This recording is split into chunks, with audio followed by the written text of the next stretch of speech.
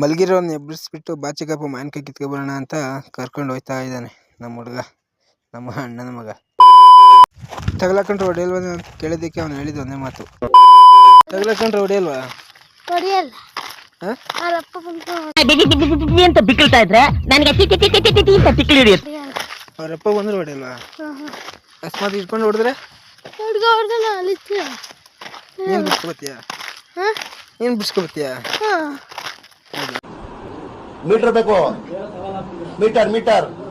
ಸರಿ ಆಯಿತು ಅಂತ ಫೈನಲಿ ತೋಟದ ಹತ್ರಕ್ಕೆ ಬಂದು ಅಲ್ಲಿ ನೋಡ್ರಿ ನನ್ನ ಮಗ ಒಳ್ಳೆ ಇದು ನುಗ್ದಂಗೆ ನುಗ್ತವನೆ, ಹೆಗಣ ನುಗ್ದಂಗೆ ನುಗ್ತವನೆ.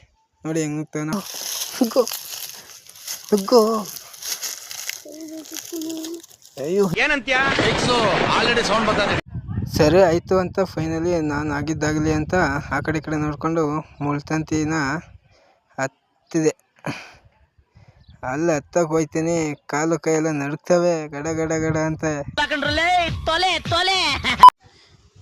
ಈ ನನ್ನ ಮಗ ನನಗಂತ ಫಸ್ಟ್ ಹೋಗಿ ಮಾವಿನಕಾಯಿ ಕೀಳ್ತಾನೆ. ಯಾವಂದ್ರೆ ಅವು ಏನಪ್ಪ ಚೆನ್ನಾಗಿದೆ, ಯಾಕೋ ಡಲ್ ಆಗಿದೆಯಾ?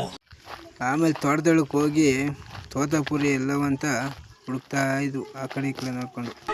ಎಲ್ಲಿಗೆ? ದನ ಮೀಸಕ. ಫೈನಲಿ ತೋತಾಪುರಿ ಮರ ಸಿಕ್ತು ಅಂತ ತೋತಾಪುರಿ ಮಾವಿನಕಾಯಿ ಕೀಳ್ತಾ ಇದ್ದೆ. ಇದೆ ಇಲ್ಲೊಂದು ಸಮಸ್ಯೆ ಖಂಡಿತ ಇದೆ. ಕೀಳ್ತಾ ಯಾರೋ ಒಯ್ ಅಂದ್ರು. ಕಳ್ಳನ ಮಕ್ಕಳನ್ನ ಕಂಡ್ರೆ ನನ್ಗೆ ಆಗಲ್ಲ, ನಿಮ್ಮಂತವ್ರನ್ನ ಅರ್ಜೆಂಟ್ ಆಗಿ ಪೊಲೀಸ್ ಹಿಡ್ಕೊಡ್ಬೇಕು.